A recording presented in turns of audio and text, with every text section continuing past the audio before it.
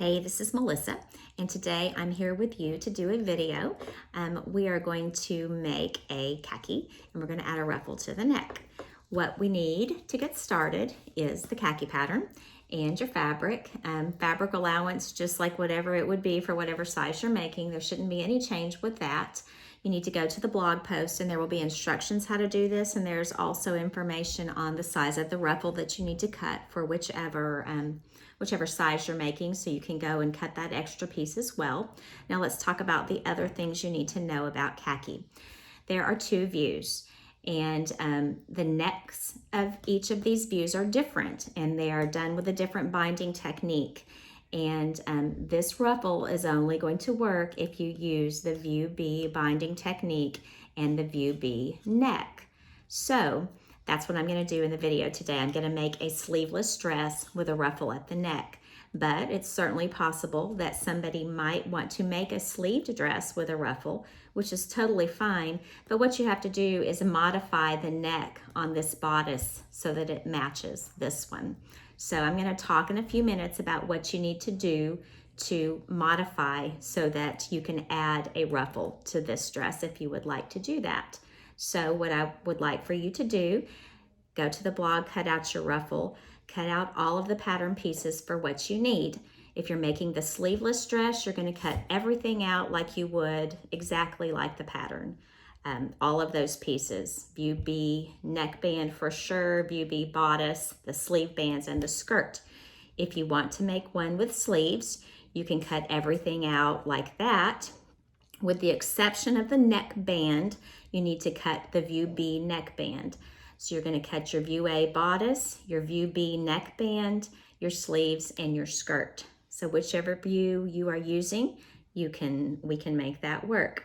Now in the video, I'm going to be making this view, and I'm going to skip the steps of the sleeve.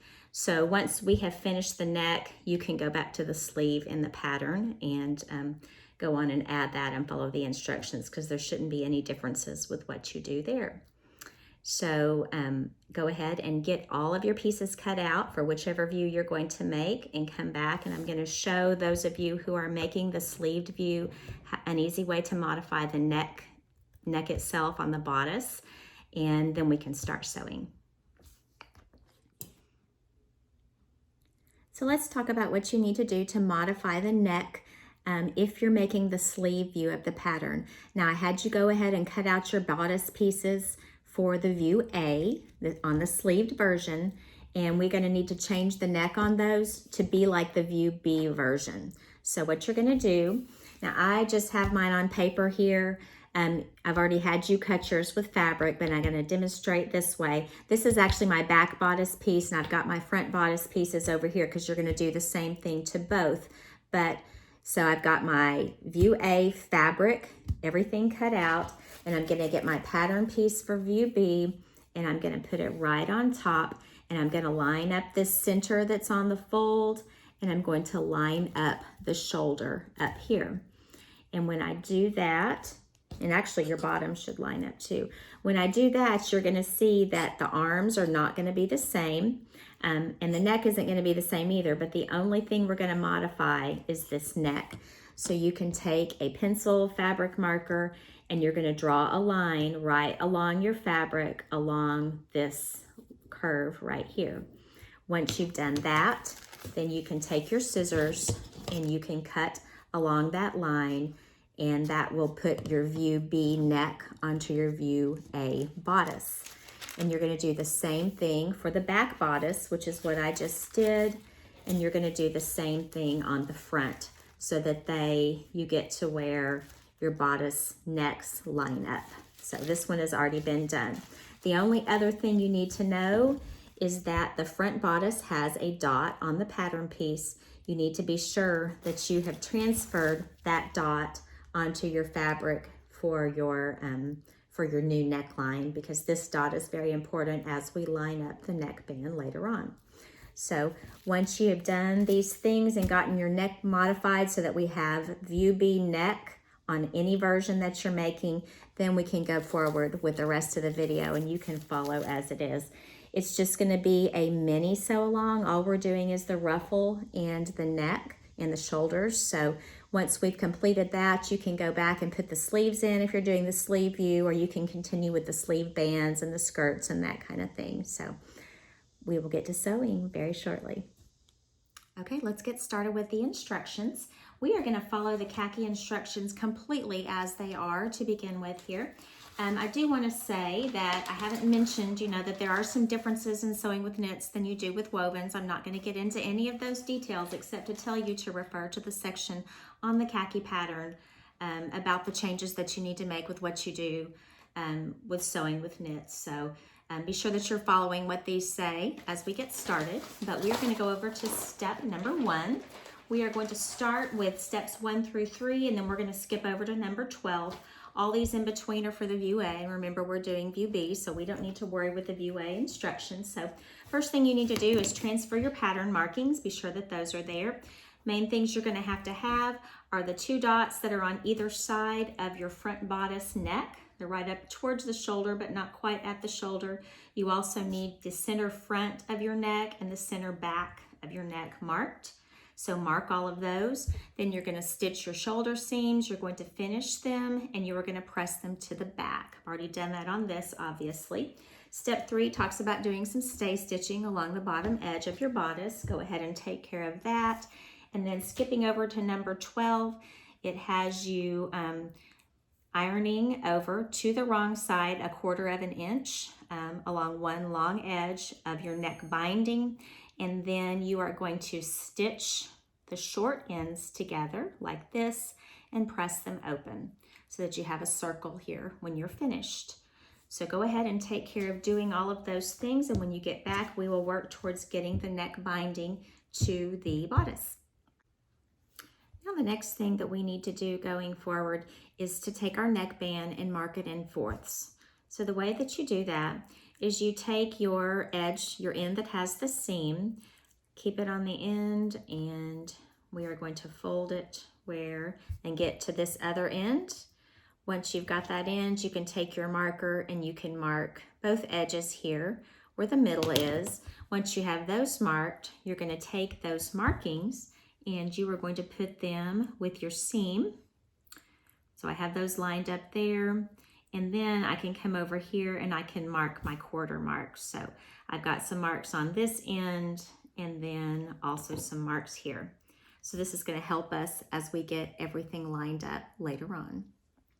Now since we have our neckband marked, we can get it pinned to the bodice. We're going to work from the wrong side of the bodice, and we are going to pin the right side of the neckband to the wrong side of the bodice. I've got my seam here that's pressed open, and it is going to go at the center back of the bodice and be pinned in place. Now I am pinning the unironed, the unpressed edge right here to the bodice. So I've got this seam right here at the center back. Now I'm going to come up here to the front and find my center front of my bodice, and I'm going to take and put another pin in here. Now this neckband is smaller around than the neck opening, and we are going to have to be doing some stretching as we stitch and as we pin. So once I've got my front and my back done, I come over here to the shoulder where I have a dot, and I have this mark on my neckband at the 1/4 mark. And I can put a pin in there to get that secured. And then we're going to go to the opposite side and do the same thing to get our 4th pin in place. Now, we really want to have more than 4 pins, or I like to have more than 4 pins in place as I go to stitch. So the next thing we're going to do is go to the sewing machine to put the next pins in. So I'm going to move my camera over there, and we'll do the next pinning and then stitching. So we have the 4 points that are marked, pinned in place. And I brought this over to the sewing machine so I can put some more pins in. I'm not ready to stitch yet, but I want to use my presser foot as kind of a third hand to hold this in place so that I can have 2 hands to get some more pins in. Because you see, we're going to have to stretch this neckband to make it fit this fabric that's underneath. Hopefully I can keep that out of the way so you can see. But what I'm going to do with my presser foot down is I'm going to take one hand over here where my next pin is, and just stretch it down flat. And I can line up my top fabric with the bottom fabric with the edge. And so I've got that. I'm stretching the neckband, but I'm not stretching the bodice fabric underneath. And once I have that where it's held in place, I can put a few more pins in. And just having this held in my presser foot keeps it, just gives me another hand. So now I've done, you know, some pinning between these two pins, and I can move and come up to the next one. So put my presser foot back down, and I'm just going to do this all the way around. I'm up here at the center front now with this pin, and I'm just going to stretch so that my neckband is the same length as my bodice. I'm holding it, and I've got my curved edges here lined up, and I can put a few pins in to hold. And I'm just going to do this all the way around the neckband until I have lots of pins in. I guess it's going to be, what is it, 16 pins in place, going all the way around. And after that point, we'll be ready to stitch. So go ahead and get some more pins, stretching out your neckband, but not the bodice, and we'll be back and ready to sew it together. Okay, now we have all the pins in place and we're ready to stitch. Remember that the seam allowance on the neckband is actually 3/8 of an inch. I'm going to move my needle position over here. That's how I'm going to do the 3/8 of an inch on this machine. It has a wide presser foot, so it's a little bit different than some others. But anyway, so I've got my the edge of my fabric lined up here. Let me take that first pin out because we don't want to stitch over the pins, but we are going to keep the pins in place right up until they get to the presser foot, because they are holding our stretched neckband to the bodice. And I'm also putting a little bit of pressure here on the base of the of the fabric onto the sewing machine so that this stays nice and flat and straight, and this stays stretched between the pins. So we are ready to get started. I'm going to get going here. I didn't back stitch because I'm going to do a circle, and I'm going to come all the way back around and back stitch at the end. But we're just going to keep going. Now I've got my pin right here. I'm going to pull it. And I'm holding this just a little bit taut between, from one pin to the next.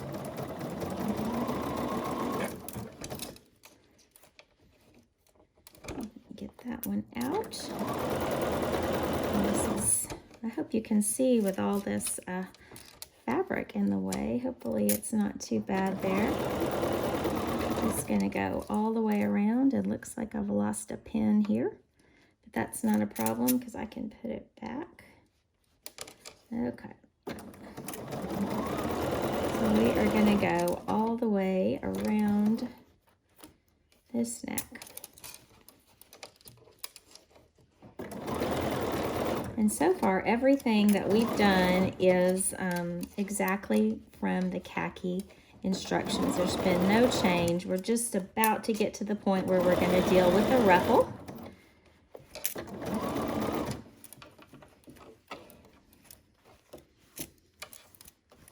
Always have extra stuff to deal with when you're sewing in a circle, but we're about to get to the end of this. So, almost back at the beginning, which is the center back, which is where we started.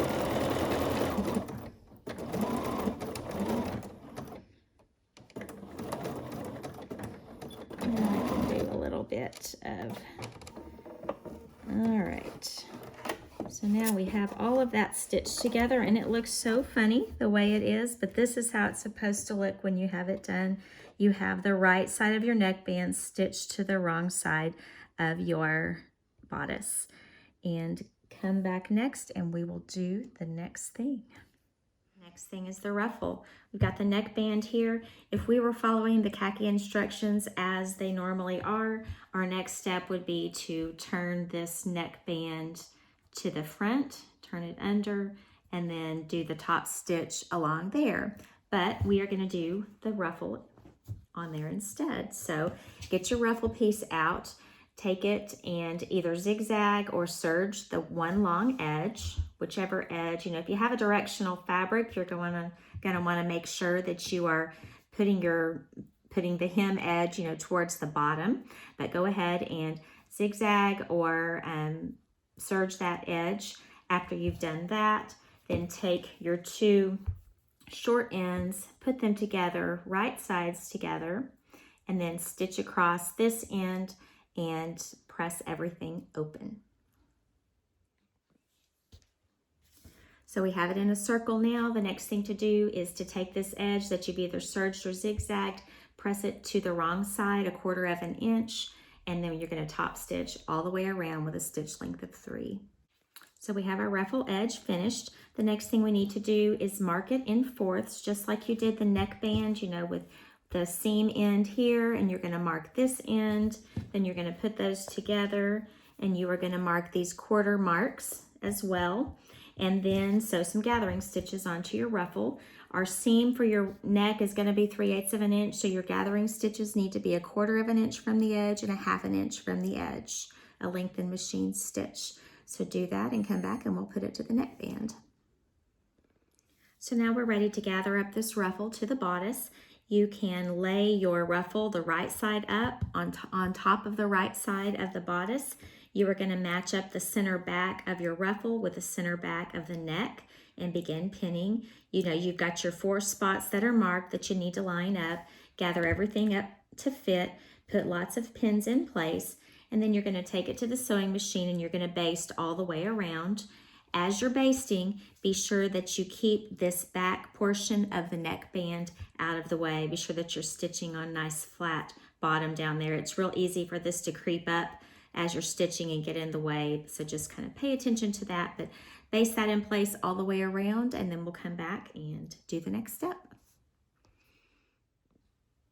So with your ruffle stitched in place to the bodice, we're ready to take this neckband and fold it around to the front. So you fold it on that fold line that we had previously pressed, fold it there, and then fold the folded edge down to where it covers up your stitching line for your ruffle.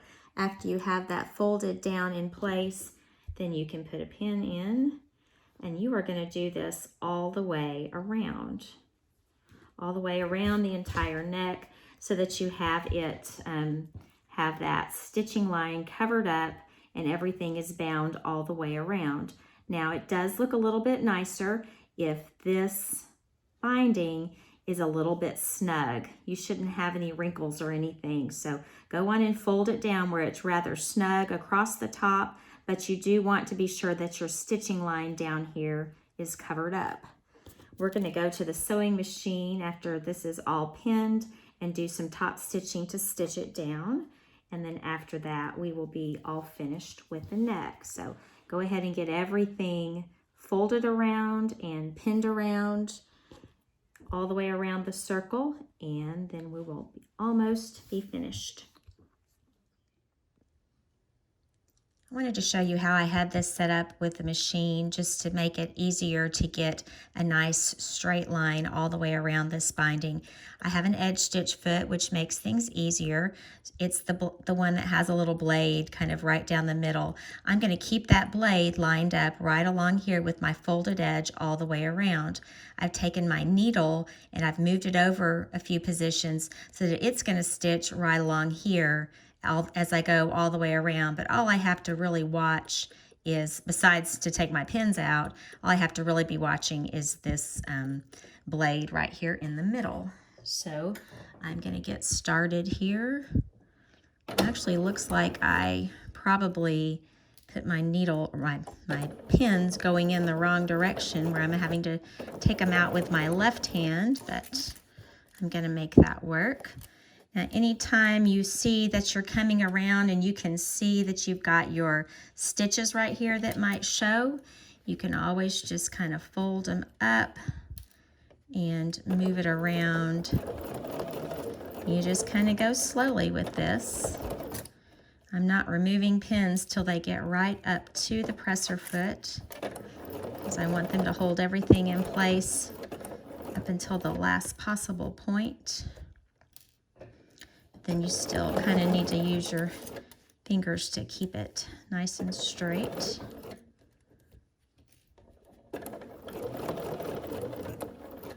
And there's no awards for going fast at this point. Just slow and steady wins the race and also gives you a nicer result. Or it does for me anyway. So we're going to continue with this all the way around, and then I will show you what it looks like once we get finished. So with the ruffle done, we are going to be all finished. I'm not going to do any more with construction of this garment on the video or talk about it anymore because it is exactly by the pattern. If you choose to do a dress, that's what this one's going to be. Just continue on with the khaki instructions. Of course, I mentioned before that you can make it into a Harper if you would like. I've got a little example of a khaki Harper mashup bubble with the same little ruffle on it, and it's pretty nice too. So I hope that you will post the things that you've made using this little video, and we will look forward to seeing what you've made. Happy sewing.